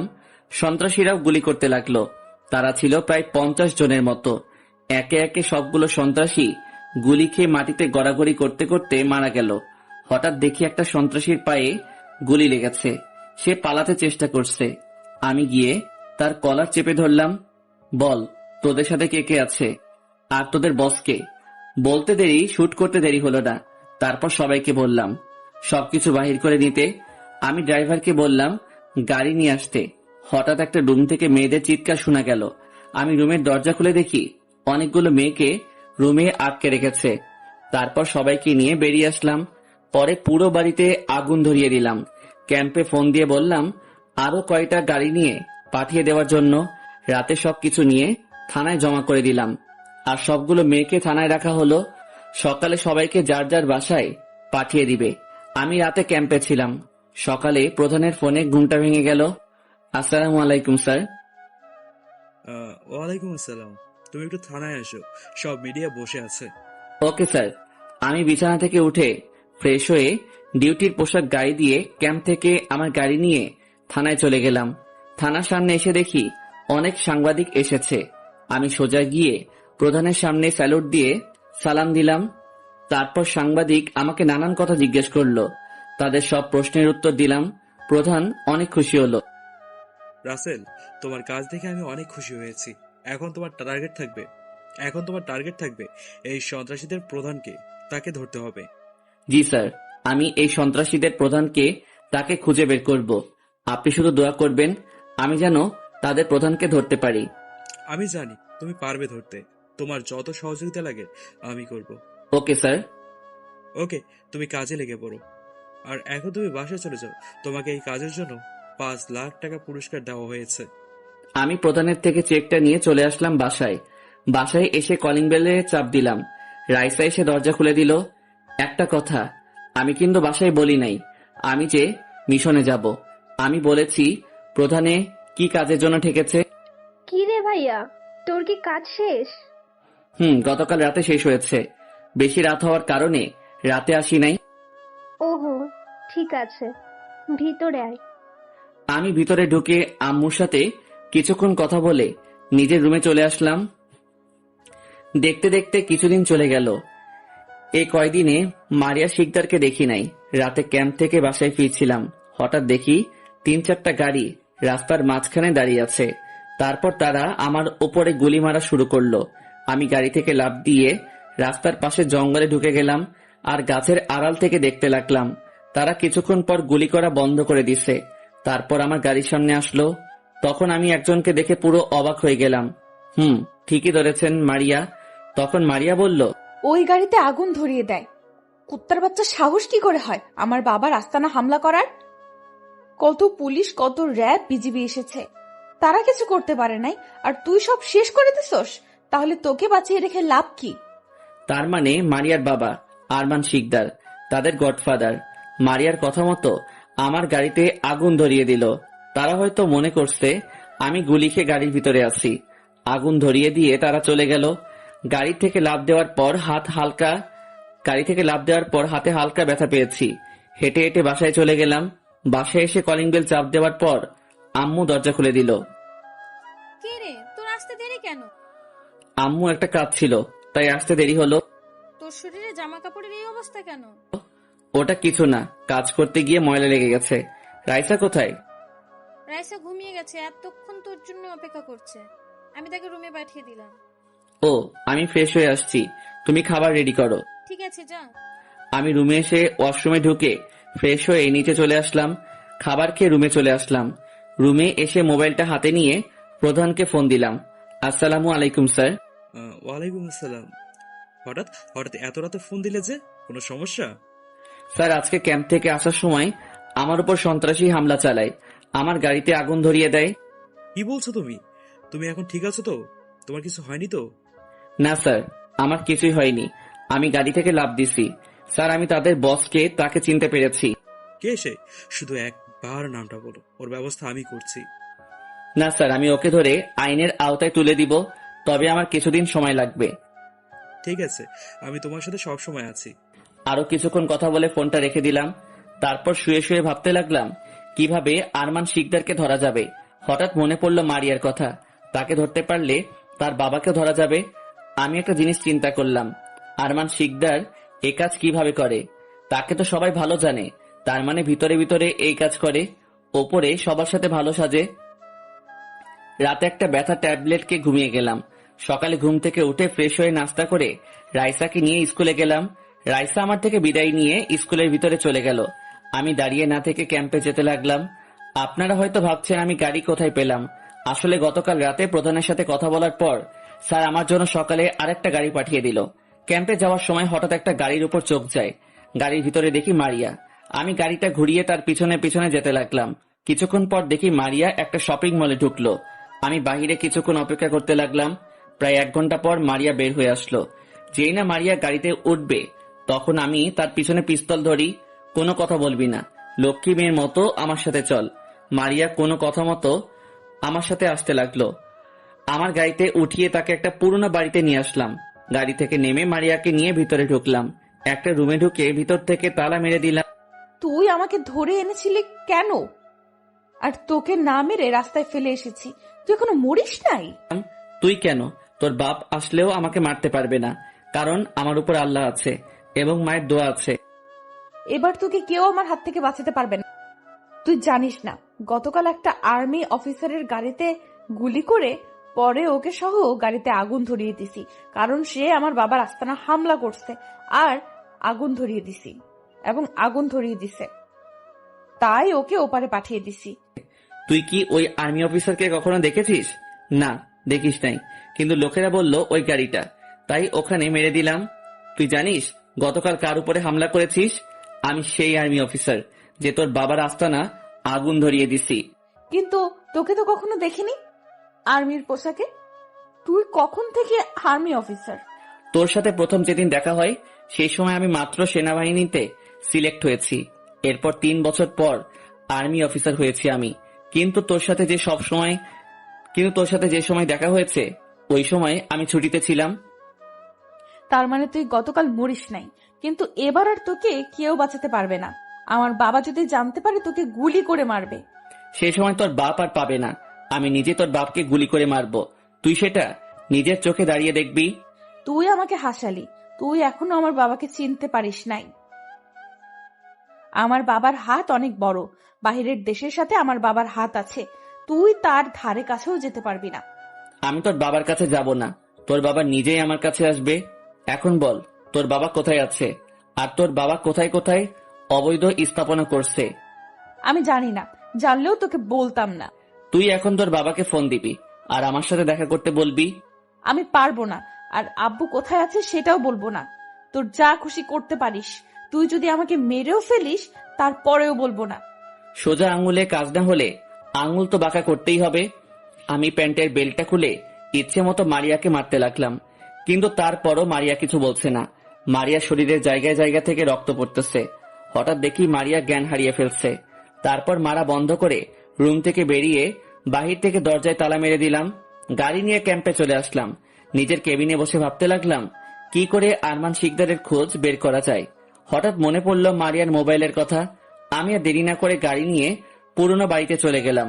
গাড়ি থেকে নেমে দরজার কাছে গিয়ে পুরো অবাক হয়ে গেলাম। দেখি দরজা খোলা, বাহির থেকে কেউ তালা ভেঙে ভিতরে ঢুকেছে। ভিতরে গিয়ে দেখি মারিয়া নেই। হঠাৎ একটা কাগজের উপর চোখ পড়ল। আমি কাগজটা পড়তে লাগলাম। কিরে আর্মি অফিসার, তোকে বলছি না তুই আমার কিছুই করতে পারবি না? তখন তো আমি জ্ঞান হারানোর ভান করেছি, আর তুই মনে করছিস আমি জ্ঞান হারিয়ে ফেলেছি? তোর মতো বোকা আমি একটাও দেখলাম না। আমার মোবাইল পর্যন্ত তুই হাতে নিলি না, তাই তো আমি মোবাইল থেকে আমার লোকদেরকে ফোন দিয়ে আসতে বললাম। এখন থেকে শুরু হবে ভয়ঙ্কর প্রতিশোধ। তুই রেডি থাকিস, তোর মরার সময় ফুরিয়ে আসছে। আমি আর দাঁড়িয়ে না থেকে বাসায় চলে আসলাম। বাসায় এসে কলিং বেল চাপ দেওয়ার পর আম্মু এসে দরজা খুলে দিল। আম্মুর সাথে কিছুক্ষণ কথা বলে রুমে চলে আসলাম। তারপর প্রধানকে ফোন দিলাম। আসসালামু আলাইকুম স্যার, কেমন আছেন? ওয়ালাইকুম আসসালাম। আলহামদুলিল্লাহ, আমি ভালো আছি। তুমি কেমন আছো? আমিও ভালো স্যার, কিন্তু স্যার একটা সমস্যা হয়ে গেছে। কি সমস্যা? স্যার, আপনি আরমান শিকদারকে চিনেন? এই আরমান শিকদার হচ্ছে ওই সন্ত্রাসীদের গডফাদার। তারপর মারিয়ার সাথে কি হয়েছে সব খুলে বললাম। আমার জানা মতে আরমান শিকদার একজন ভালো মানুষ, কিন্তু উনি যে ভেতরে ভেতরে এসব করে আমি তো বিশ্বাসই করতে পারছি না। কিন্তু তার মেয়ে যেভাবে হলো তাতে বোঝা যায় তার বড় গ্যাং আছে। তুমি একটু সাবধানে দেখো। আমি তোমার বাসায় লোক পাঠিয়ে দিচ্ছি। যতদিন পর্যন্ত আরমান শিকদারকে ধরতে না পারবো ততদিন ওরা তোমার বাসায় নিরাপত্তা দেবে।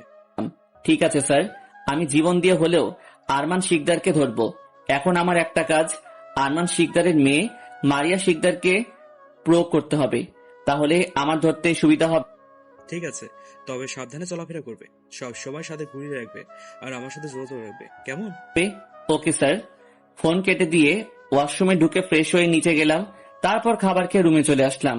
আর কিছু চিন্তা না করে একটা ঘুম দিলাম। বিকেলে ঘুম থেকে উঠে বাহিরে তাকিয়ে দেখি 50 জনের মতো সেনাবাহিনী আমার পুরো বাসা ঘেরাও করে রাখছে। আমি ফ্রেশ হয়ে নিচে গেলাম। সবাই আমাকে দেখে স্যালুট দিল।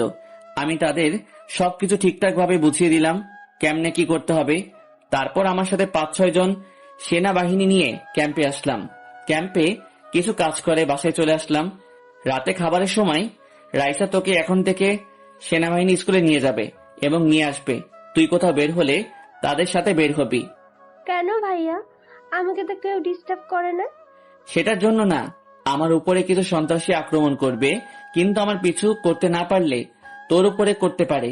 তাই তোর সেফটির জন্য তারা তোর সাথে থাকবে। ভাইয়া, সন্ত্রাসী তোর উপর হামলা করবে কেন? তারপর আমি সব খুলে বললাম। তুই তো ওই দিন বলেছিস কি যেন কাজ আছে, তাই প্রধান তোকে ঠেকে পাঠিয়েছে। আমি তোমাদের কাছে মিথ্যা বলেছি, সত্যি বলে তোমরা টেনশন করতে, তাই তোমাদের কিছু বলি নাই। ও ঠিক আছে, তুইও সাবধানে থাকিস। তোর কিছু হয়ে গেলে আমরা কি নিয়ে বাঁচবো? আম্মু কান্না করো না, দেখবে সন্ত্রাসীরা আমার কিছুই করতে পারবে না। তুমি শুধু আমার জন্য দোয়া করো, আমি যেন ওদের গডফাদার ধরতে পারি। আরো কিছুক্ষণ কথা বলে খাবার খেয়ে রুমে চলে আসলাম। পরের দিন আমি ছদ্মবেশে বাসা থেকে বের হলাম, বাহিরের কেউ যেন আমাকে চিনতে না পারে। আমি বাসা থেকে বেরিয়ে একটা রিক্সা নিয়ে বের হলাম। গাড়ি নিয়ে বের হলে সন্দেহ করত। হঠাৎ একটা জায়গায় চোখ পড়ল, দেখি একটা গাড়ির ভিতর থেকে কিছু লোক আমার বাসার গেটের দিকে তাকিয়ে আছে। আমাকে দেখে ডাক দিল। আমি রিক্সা থেকে নেমে তাদের সামনে গেলাম। হঠাৎ একটা জায়গায় চোখ পড়ল, দেখি একটা গাড়ির ভিতর থেকে কিছু লোক আমার বাসার গেটের দিকে তাকিয়ে আছে। আমাকে দেখে ডাক দিল। আমি রিক্সা থেকে নেমে তাদের সামনে গেলাম। তোরে দেখলাম আর্মি অফিসারের বাসা থেকে বের হতে। তুই ওই বাসায় কি করিস? আমি ওই বাসার কাজের লোক। স্যারের বোন বলছে তার জন্য বাজার থেকে আইসক্রিম এবং চকলেট নিয়ে আসতে, তাই বাজারে যাচ্ছি। ও, তুই একটা কাজ করতে পারবি, তোকে টাকা দেবো। তোর স্যার কখন বাসা থেকে বের হবে এবং বাসায় কি করে আমাদের সব তথ্য দেবি। না ভাই, আমি এটা পারবো না। স্যার আমাকে অনেক বিশ্বাস করে। যদি জানতে পারে আমি তোমাদেরকে সাহায্য করেছি, তাহলে আমাকে চাকরি থেকে বের করে দিবে। আমি পারবো না। তোকে এতক্ষণ সুন্দরভাবে বলছি, তুই শুনিস নাই। তুই যদি আমাদের কথা মতো কাজ না করিস, তোকে আমরা মেরে নদীতে ভাসিয়ে দেব। প্লিজ এমন করবেন না। আমার 2টা ছেলে মেয়ে আছে, আমার কিছু হলে ওরা পুরো এতিম হয়ে যাবে। তাহলে আমরা যেভাবে বলবো তোকে সেইভাবেই কাজ করতে হবে। যদি কোনো চালাকি করিস তাহলে তোকে আমাদের হাত থেকে কেউ বাঁচাতে পারবে না। না না, এমন ভাবে বলবেন না। আমি আপনাদের কথাই রাজি। বলুন এখন আমাকে কি করতে হবে? তোর নাম্বার দিয়ে যা, আমরা যখন তখন তোকে ফোন দেব। তারপর কি করতে হবে আমরা ফোনে বলে দেব। ভাই, আমার কাছে তো মোবাইল নেই, একটা ছিল, গতকাল পানিতে পড়ে নষ্ট হয়ে গেছে। ঠিক আছে, তুই এই মোবাইলটা রাখ, আমাদের ম্যাডাম তোকে ফোন দিতে পারে, তুই আড়ালে গিয়ে কথা বলবি। ঠিক আছে ভাই, আমি এখন বাজারে যাই, দেরি হলে রাইসা আবার রাগ করবে। ঠিক আছে যা, আমরা যেভাবে বলছি সেভাবে কাজ করবি। ওকে ভাই। তারপর আমি একটা রিক্সা নিয়ে সোজা ক্যাম্পে চলে এলাম। প্রধানকে ফোন দিয়ে সব বললাম। এখন তোমার কাজ আরো সহজ হবে, তুমি খুব তাড়াতাড়ি তাদের ধরতে পারবে। আর তুমি সব সময় ছদ্মবেশে থাকবে, তোমাকে যেন কোনোভাবে চিনতে না পারে। যদি চিনে ফেলে তাহলে তোমার প্ল্যান নষ্ট হয়ে যাবে। ওকে স্যার, আমি সবসময় ছদ্মবেশে থাকবো। আমি খুব শীঘ্রই তাদেরকে ধরে আইনের আওতায় আনবো। আরো কিছুক্ষণ কথা বলে রেখে দিলাম। তারপর বসে বসে চিন্তা করতে লাগলাম কিভাবে ওদের ধরা যাবে। কিছুক্ষণ ক্যাম্পে থেকে বাইরে এসে রিক্সা নিয়ে বাসায় চলে আসলাম। আসার সময় রাইসার জন্য চকলেট আর আইসক্রিম নিয়ে আসলাম। ওরা যেন বাসার সামনে আসলে সন্দেহ করতে না পারে। দুপুরে সবার সাথে খাবার খেয়ে রুমে চলে আসলাম। রুমে এসে বিছানায় শুতে গেলে ওদের দেওয়া ফোনে কল আসে। হ্যালো, কে বলছেন? আমি মারিয়া শিকদার বলছি। সকালে যে তোর সাথে কথা বলছে, আমি তাদের ম্যাডাম। ও ম্যাডাম, জি বলুন। তোর স্যার এখন কোথায়? সকাল থেকে আমার লোক তোর স্যারকে দেখে নাই। ভয় কি বাসা থেকে বের হচ্ছে না? হয়তো তাই হবে। স্যার এখন রুমে শুয়ে আছে আর সারাদিন কি যেন চিন্তা করে। ওর বাসায় যদি সিকিউরিটি না থাকতো এতক্ষণ তাকে টুকরো টুকরো করে নদীতে ভাসিয়ে দিতাম। আপনার অনেক পাওয়ার, তাই না ম্যাডাম? আপনার ভয়ে একজন অফিসার বাসা থেকে বের হচ্ছে না। আপনার বাবা আছে ম্যাডাম, জানি, তারপরে বললাম, আছে। সে এখন কানাডা আছে। তোর স্যারকে মারার পর বাংলাদেশে আসবে। ওখানে বাবার বিজনেস আছে, ওগুলো দেখাশোনা করে। আমি মনে মনে বললাম, সব কিছু কিছু অবৈধ সম্পদ। তোর বাবাকে একবার যদি পাই তাহলে সেই দিন হবে তোর বাবার শেষ দিন। ও, আপনি কি স্যারকে মারতে পারবেন? শুনেছি স্যার ট্রেনিং ছাড়া আর্মি অফিসার হয়েছে। তার সাহসিকতা দেখে ওনাকে ট্রেনিং ছাড়া তাদের প্রধান তাকে অফিসার বানিয়ে দিচ্ছে। ওসব অফিসার আমার বাবার হাতের খেলনা। পুলিশ, র্যাব, বিজিবি আমাদের কিছুই করতে পারেনি। ওর মতো সামান্য আর্মি অফিসার আমার বাবার কিছুই করতে পারবে না। তা আপনার কথাই বুঝতে পারছি, আপনার বাবার অনেক ক্ষমতা। কথাই আছে না, বাপ যেরকম তার মেয়ে তো ওই রকম হবেই। না।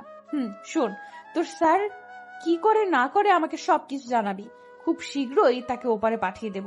আমি যখন তখন তোকে ফোন দিব। ঠিক আছে ম্যাডাম। মারিয়া ফোন কেটে দিল। আমি মনে মনে বললাম, পাখি, তুমি এখন নিজেই আমার কাছে আসবে। তোমাকে ধরতে আমার তোমার কাছে যাওয়া লাগবে না। আমি রাফিকে ফোন দিলাম। কিরে, কেমন আছিস? ভালো আছি, তুই কেমন আছিস? আন্টি রাইসা তারা কেমন আছে? আর হঠাৎ ফোন দিলি যে? আলহামদুলিল্লাহ, সবাই আছে।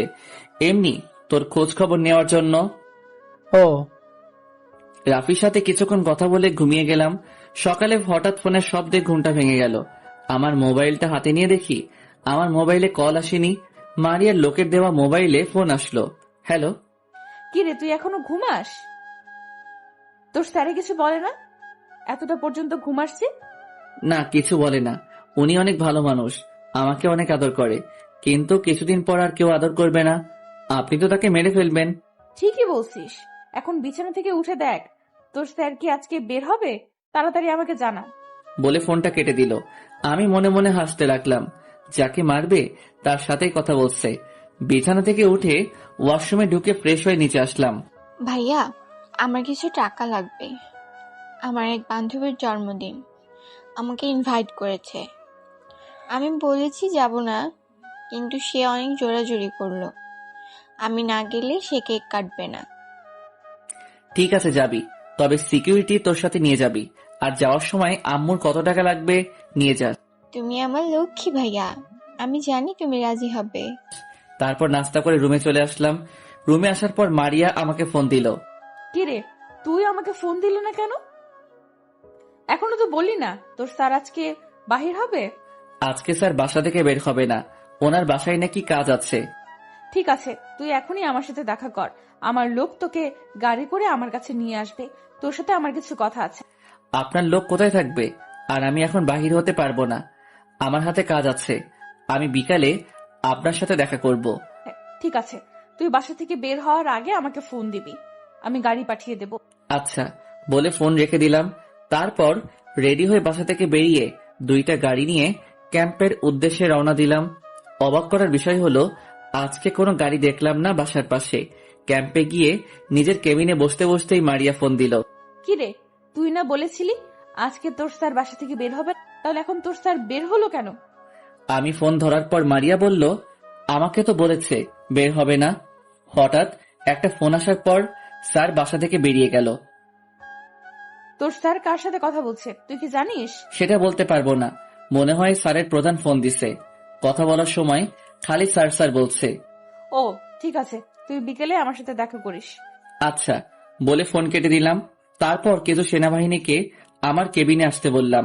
কিছুক্ষণ পর তারা 10-12 জনের মতো আমার কেবিনে আসলো। তোমাদের যে কারণে আমার কেবিনে ডাকা হলো, আমি আজকে বিকালে একটা জায়গায় যাব, আর আমার মোবাইলে লোকেশন চালু করে রাখবো। তোমরা আমার লোকেশন অনুযায়ী আমাকে প্রো করবে। স্যার, আপনি কার সাথে দেখা করতে যাবেন? কিছুদিন আগে যে মিশনে গেছি, তাদের বসের মেয়ের সাথে দেখা করতে।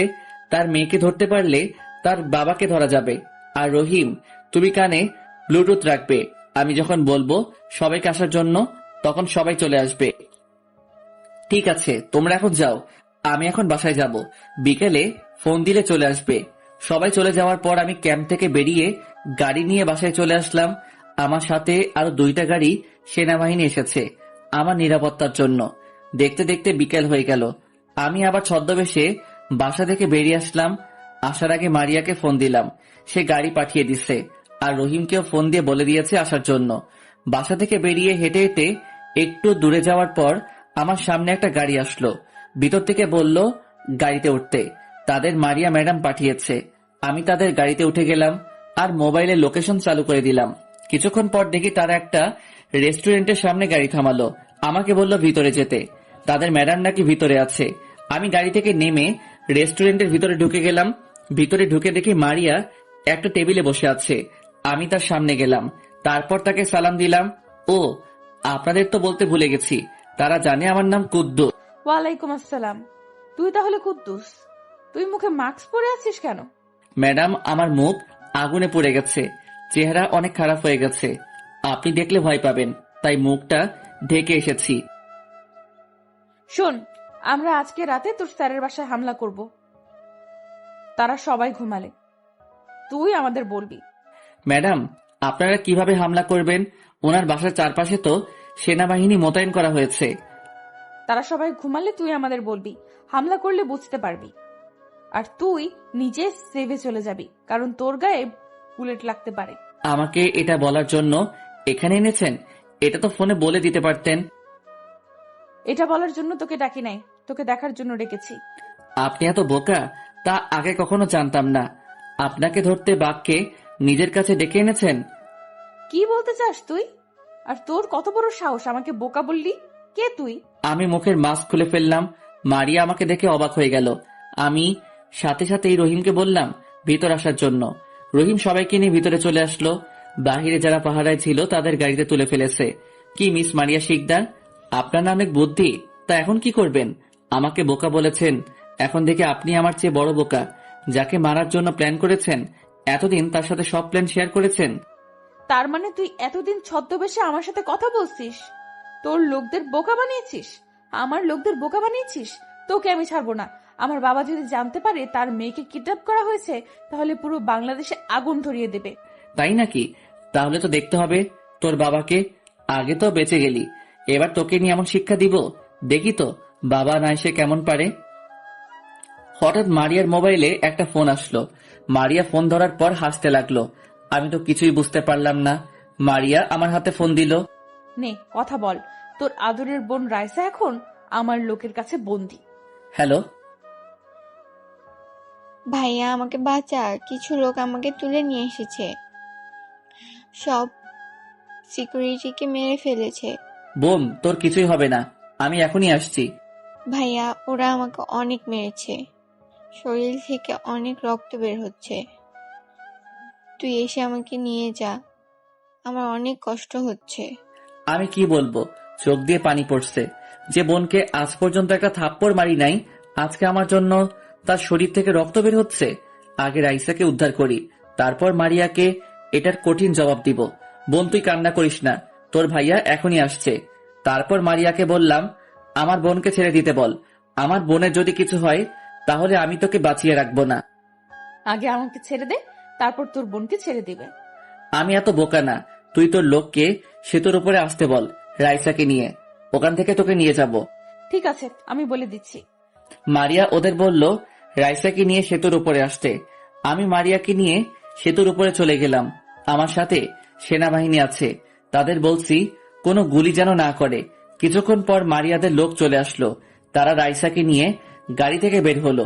রাইসার চেহারা দেখে আমি পুরো অবাক হয়ে গেলাম। তার চেহারা একেবারে শুকিয়ে গেছে, জামার জায়গায় জায়গায় রক্ত দেখা যাচ্ছে। আমার বোনের এই অবস্থার জন্য আমি দায়ী। আমি বললাম রাইসাকে ছেড়ে দিতে। তারা বলল মারিয়াকে আগে ছাড়ার জন্য। আমি বললাম আমি মারিয়াকে ছাড়ছি, তোরা রাইসাকে ছাড়। আমার কথা মতো তারা রাইসাকে ছেড়ে দিল। আমি মারিয়াকে ছেড়ে দিলাম। রাইসার হাঁটতে অনেক কষ্ট হচ্ছে। আমি একজনকে পাঠিয়ে দিলাম রাইসাকে ধরে আনার জন্য। মারিয়া তার লোকের কাছে চলে গেছে আর সাথে সাথে গাড়িতে উঠে চলে গেল। আমি রাইসাকে ধরে গাড়িতে উঠালাম, তারপর তাকে হাসপাতালে নিয়ে গেলাম। ডাক্তার রাইসাকে কেবিনের ভেতরে নিয়ে গেল। কিছুক্ষণ পর একজন ডাক্তার বের হয়ে আসলো। এর ফাঁকে আমি রাফিকে ফোন দিয়ে বললাম আম্মুকে নিয়ে হাসপাতালে চলে আসতে। ডাক্তার, আমার বোনের কি অবস্থা, ও ঠিক আছে তো? আপনার বোনের শরীরে ছুরি দিয়ে আঘাত করা হয়েছে আর প্রচুর রক্ত বের হয়েছে। আপনি এখনই 2 ব্যাগ বি পজিটিভ রক্তের ব্যবস্থা করেন, তা না হলে আপনার বোনকে বাঁচানো সম্ভব না। ডাক্তার, আমি এখন রক্ত কোথায় পাবো? আপনারা যেই করি হোক রক্তের ব্যবস্থা করেন, যত টাকা লাগে আমি দিব।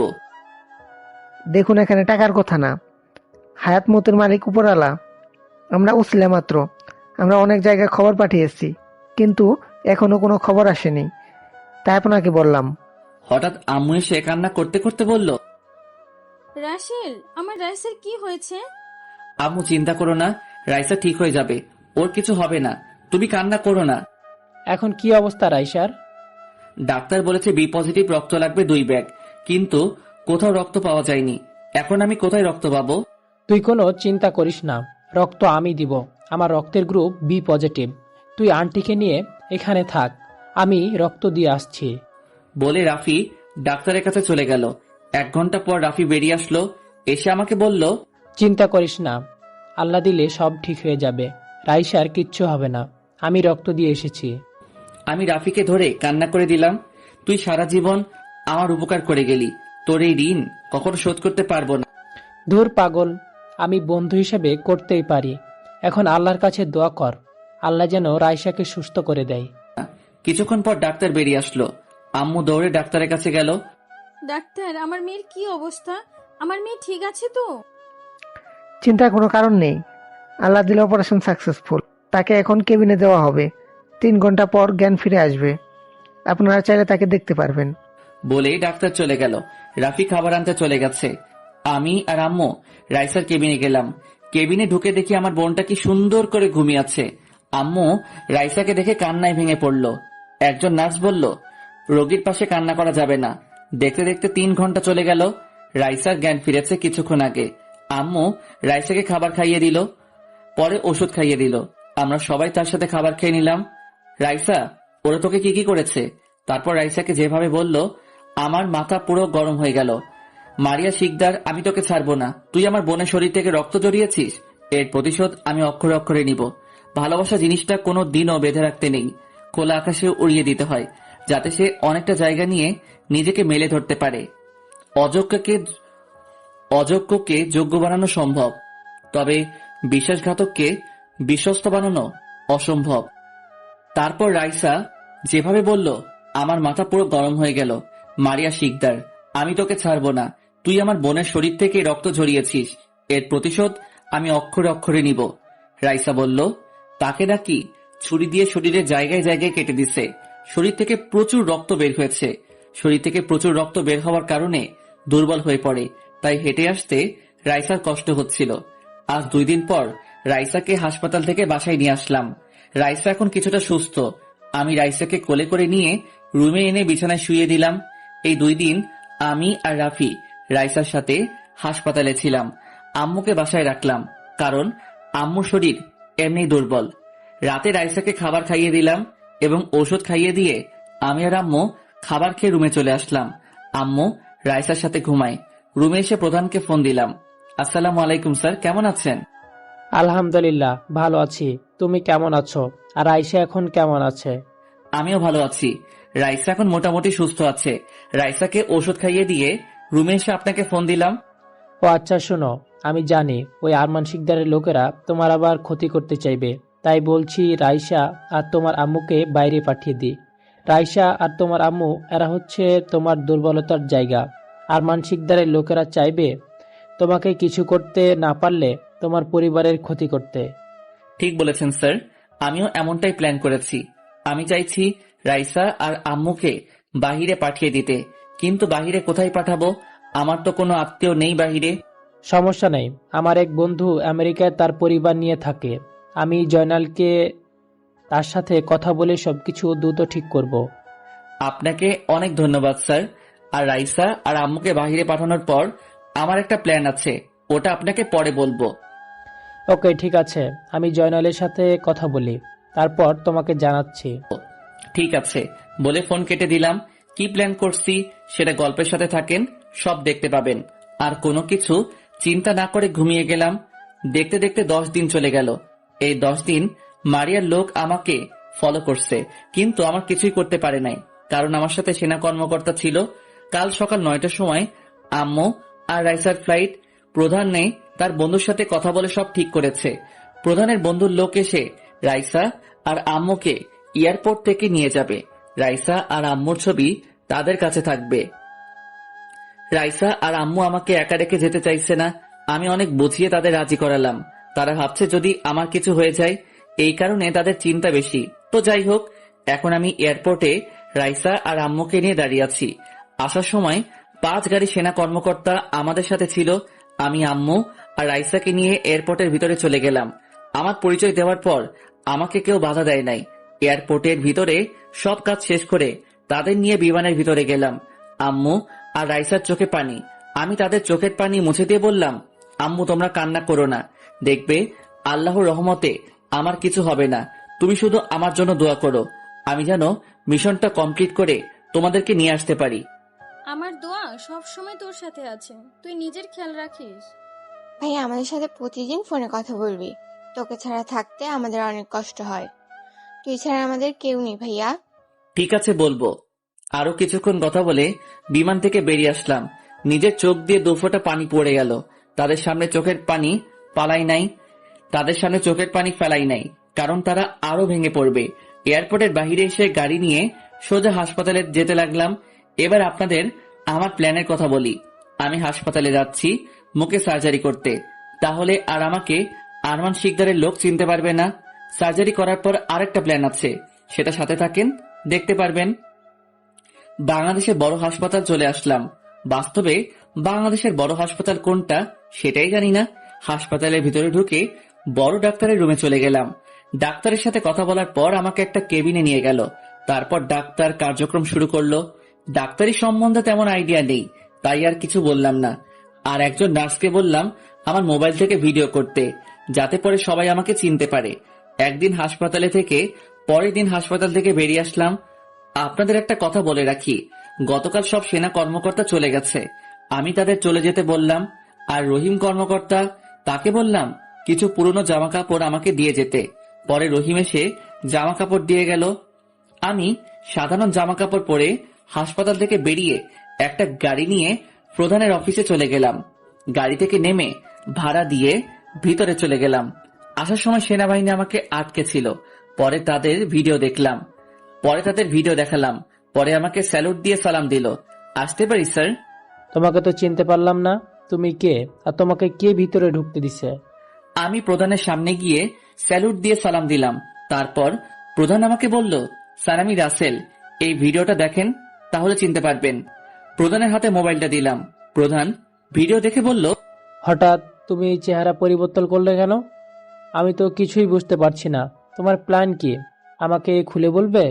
স্যার, চেহারা পরিবর্তন করার কারণ হচ্ছে আমি মারিয়া শিকদারের হয়ে কাজ করব, আর তাদের সাথে থেকে সবকিছু আপনাকে জানাবো।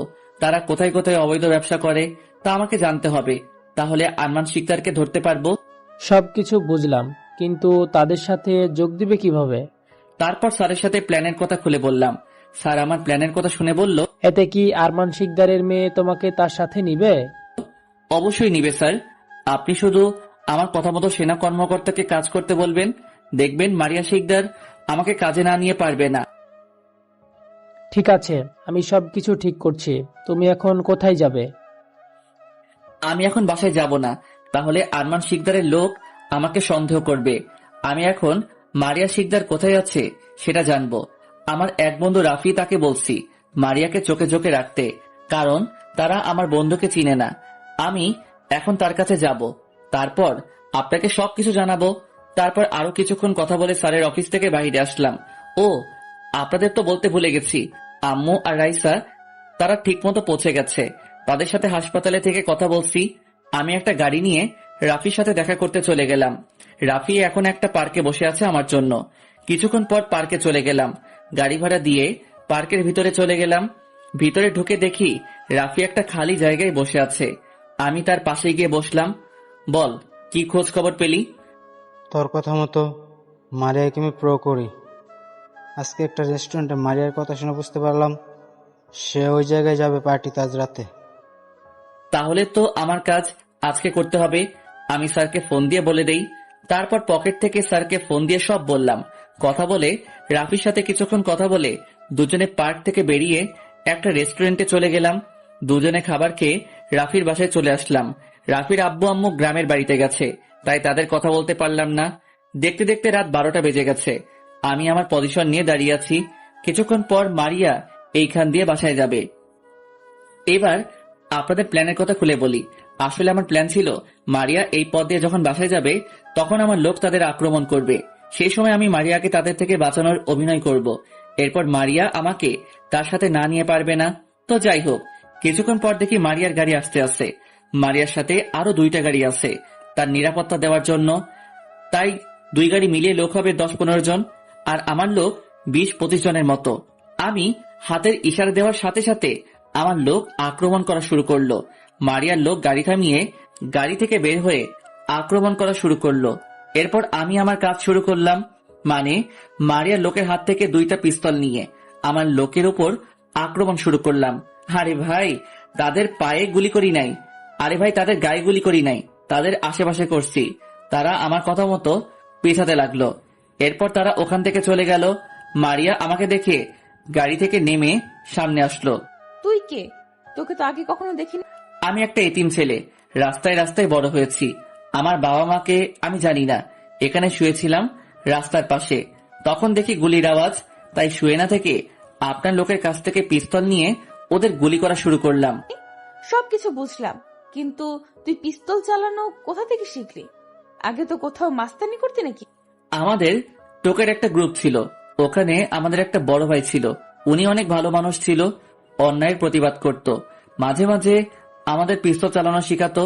কিন্তু আমাদের গ্রুপে একটা খারাপ ছেলে ছিল, ওই ছেলে পরে বড় ভাই মেরে ফেলে। তারপর থেকে সবকিছু পাল্টে গেল। তুই আমাকে ওদের কাছ থেকে বাঁচিয়েছিস, এবার বল তোর কি চাই, আমি তোকে দেব। আমার কিছু চাই না, আমার এখন একটা কাজ হলে চলবে। আপনি আমাকে একটা কাজ দিতে পারবেন? ঠিক আছে, তুই আমার সাথে চল। এখন থেকে তুই আমার সাথে থাকবি, তুই এখন আমার হয়ে কাজ করবি। তুই রাজি? অবশ্যই রাজি। আপনার মতো ভালো মানুষ হয় না। সন্ত্রাসীরা কেন যে আপনার মতো মানুষের উপর হামলা করে আমি কিছুই বুঝি না। আরে, ওরা আমাকে এখনো চিনতে পারে নাই। কালকের মধ্যে সবগুলোকে খুঁজে বের করে আনবো। মারিয়া শিকদারের উপর হামলা করে, তাদের কত বড় সাহস, আমি তাদের দেখে ছাড়বো। তুই চল আমার সাথে। তারপর মারিয়া তার সাথে গাড়িতে উঠালো।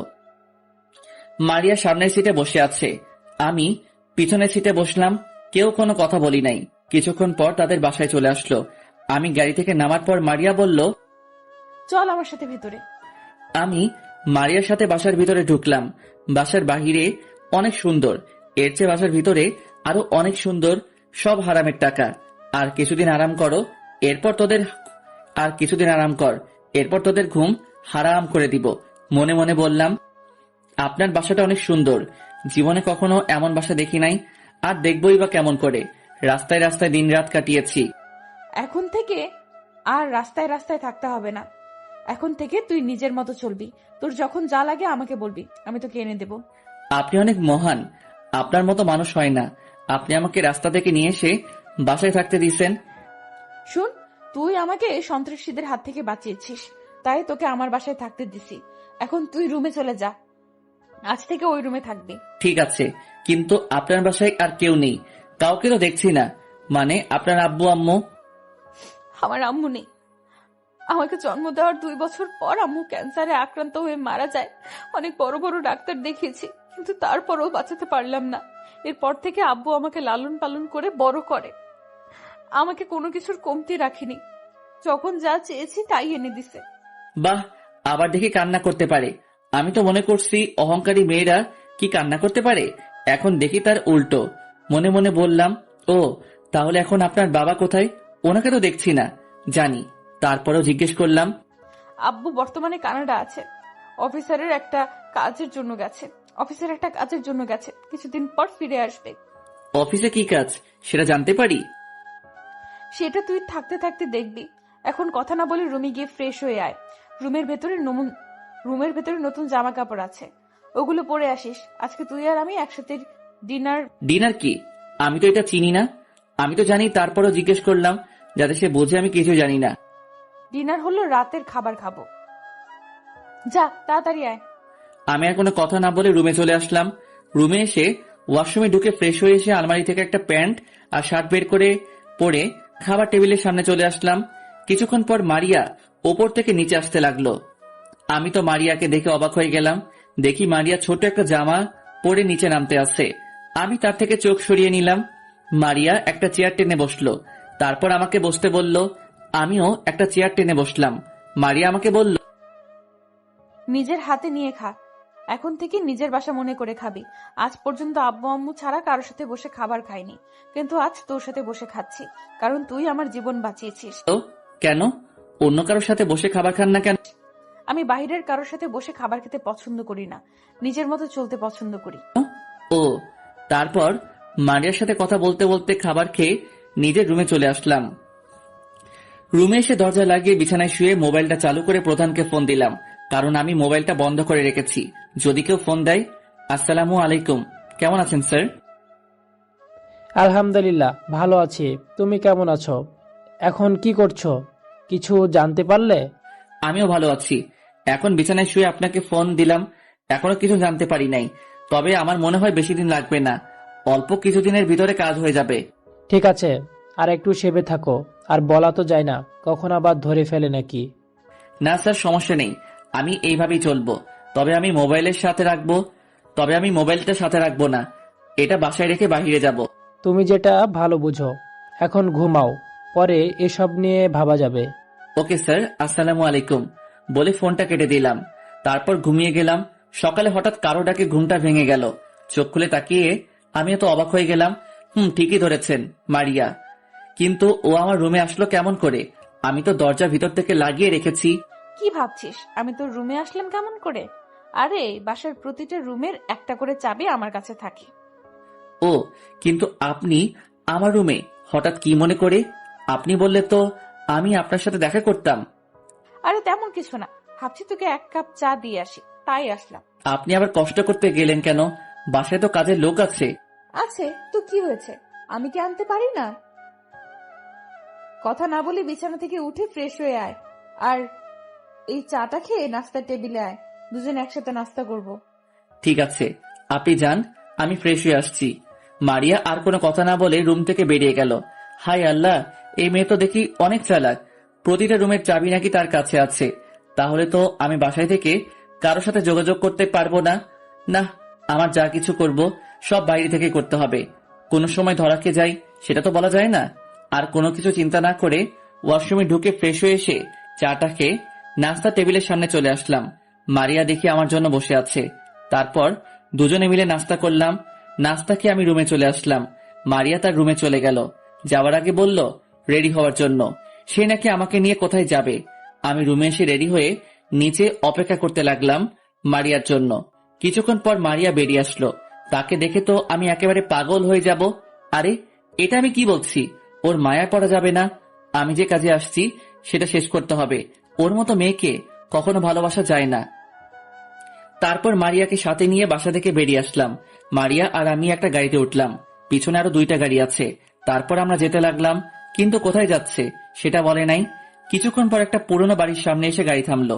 গাড়ি থেকে নেমে বাড়ির ভিতরে গেলাম, কিন্তু ভিতরে ঢুকে আমি যেটা দেখলাম